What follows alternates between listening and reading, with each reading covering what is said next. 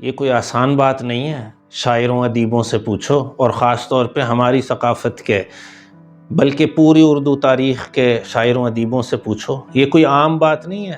Wordsworth ابھی زندہ ہے، ورڈزورتھ اپنے عہد کا سب سے بڑا شاعر زندہ ہے، ریاضت کے کئی برس گزر گئے، بوڑھا ہو گیا، وہ بھائی 75 سال کا ہو گیا۔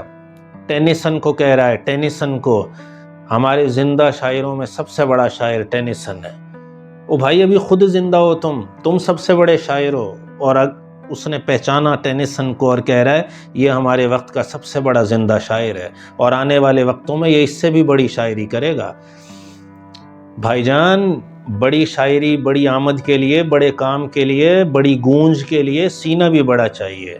یہ حسد، کدورت، داغ، بغض، کینے سے بھرے ہوئے سینوں میں آمد نہیں ہوتی، بڑی آمد بڑے سینے میں ہوا کرتی ہے۔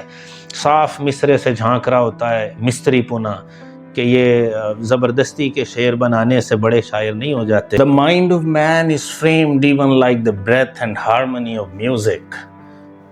ذرا مفہوم دیکھیں، کاریگری دیکھیں، سلسلے دیکھیں، کیسی صوفی شاعری ہے۔ The mind of man is framed even like the breath and harmony of music۔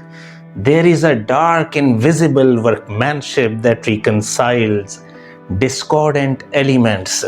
So there is an invisible workmanship، کوئی ہے invisible power جو اتنے discordant elements کو، دھول کو، پہاڑ کو، درختوں، کتنے مختلف الاشکال چیزیں ہیں، لوگ ہیں، ذہن ہیں، پتھر ہیں، آسمان ہے، ستارے ہیں، کتنے ڈسکارڈنٹ ایلیمنٹس ہیں، منتشر عناصر ہیں، ان کو یکجا کر کے ایک سوسائٹی کی شیپ دی ہوئی ہے۔ اور یہاں تک کہ ہمارے ذہن میں بچپن کے بکھرے ہوئے تجربات کس طرح شعروں میں نمودار ہوتے ہیں، یقیناً پیچھے کوئی ایک طاقت موجود ہوتی ہے۔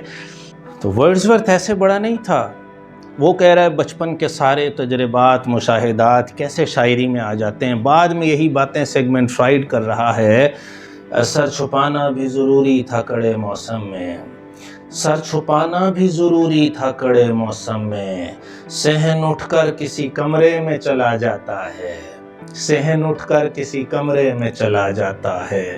تو اب دیکھیے ذرا، بچپن میں 6 بہن بھائی، والدین سوئے ہوئے ہیں باہر، بارش ہو گئی ہے، اور پھر کیسے اپنا بستر سمیٹ کے اندر چلے جاتے ہیں۔ یہ بچپن کے معمولی تجربات، کیسا معمولی تجربہ ہے، روزمرہ میں ہے آپ کے بھی، اور کس طرح شاعری میں بڑا روپ دھار لیتا ہے۔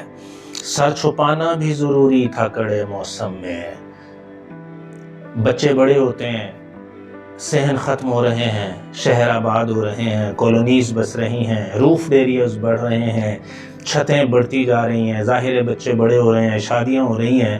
تو اب دیکھیں نا، سر چھپانا بھی ضروری تھا کڑے موسم میں، صحن اٹھ کر کسی کمرے میں چلا جاتا ہے۔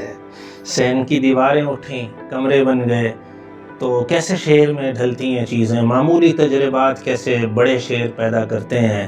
سر چھپانا بھی ضروری تھا کڑے موسم میں، صحن اٹھ کر کسی کمرے میں چلا جاتا ہے، اور صحن ختم ہو گیا، کمروں میں چلا گیا، کمرے بن گئے۔ یہ ہے اس کا انالیسس شاعری کا، کہ کیسے ایک شعر جو ہے وہ بنتا ہے بچپن کے مشاہدات سے۔ خاص طور پہ بچپن میں اگر آپ کے پاس محرومیاں رہی ہیں، زیادہ تکالیف رہی ہیں، تو یقیناً وہ شاعری میں جھلکیں گی۔